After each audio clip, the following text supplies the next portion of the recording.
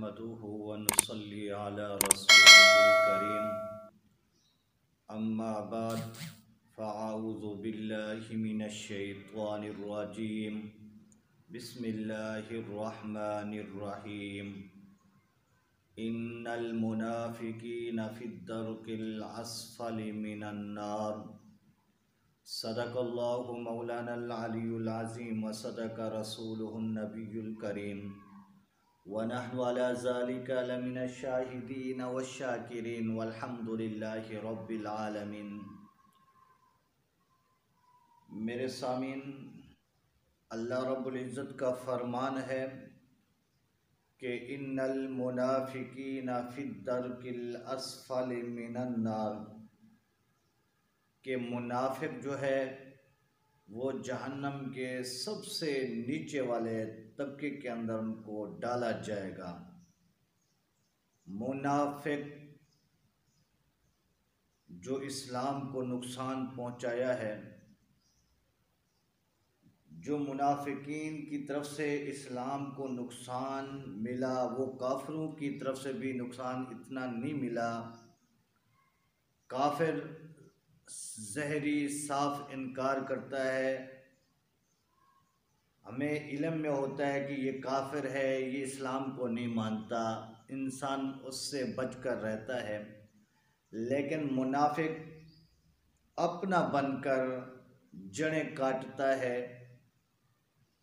जिसको मुनाफिक दो ज़बानों वाला, दो रुखा, हमारे पास हमारा मुखालिफ के पास जाकर फिर उसी का बन जाता है।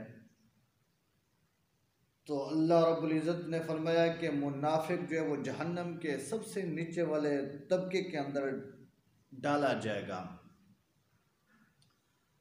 मुनाफिक की अल्लाह के महबूब ने निशानियां बताई हैं कि मुनाफिक की कुछ अलामात हैं, कुछ निशानियां हैं। तो वो निशानियों जो अल्लाह के महबूब ने निशानियां बताई हैं, तो उस पर हमने गौर से तवज्जो से देखना है कि कहीं ये निशानियां हमारे अंदर तो नहीं हैं। अगर वही निशानियां, वही अलामात हमारे अंदर हैं, तो हमें चाहिए कि अल्लाह की बारगाह में सच्ची दिल से तौबा और इस्तग़फ़ार करके उन निशानियों से, उन अलामात से हमेशा के लिए हमें चाहिए एक तरफ हो जाएं, उन निशानियों से हमेशा के लिए तौबा इस्तग़फ़ार करें। तो अल्लाह के महबूब ने फरमाया सबसे पहले निशानी झूठ। जब भी कोई बात करेगा झूठ बोलेगा, हर बात पर झूठ बोलेगा, तो ये मुनाफिक की पहली निशानी।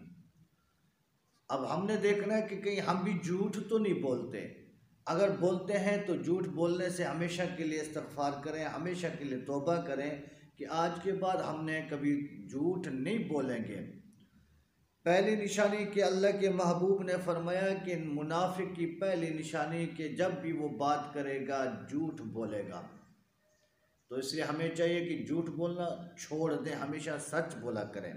झूठ बोलेंगे तो कहीं मुनाफिक की लिस्ट के अंदर ना जाए, कहीं मुनाफिक ना बन जाए। अल्लाह के महबूब ने फरमाया दूसरी निशानी, मुनाफिक की दूसरी अलामत ये है कि जब भी वो वादा करे, वादा खिलाफी करे, ये भी मुनाफिक की निशानियों में से एक निशानी है। तो हमने भी देखना है कि कहीं हम किसी से वादा करके वादा खिलाफी तो नहीं करते। अगर करते हैं तो हमें चाहिए इस बीमारी से हमेशा के लिए तौबा इस्तग़फ़ार करें। आज के बाद वादा करें तो वादे को पूरा करें, वरना किसी से वादा भी ना किया करें। यूँ नहीं कि वादा करके फिर वादा खिलाफी करें, तो ये कहीं मुनाफिक की लिस्ट के अंदर ना आ जाए, कहीं हम मुनाफिक ना बन जाएं। तो इसलिए हमें चाहिए आज के बाद जिससे वादा करें तो वादा खिलाफी ना करें, वादे को पूरा करें।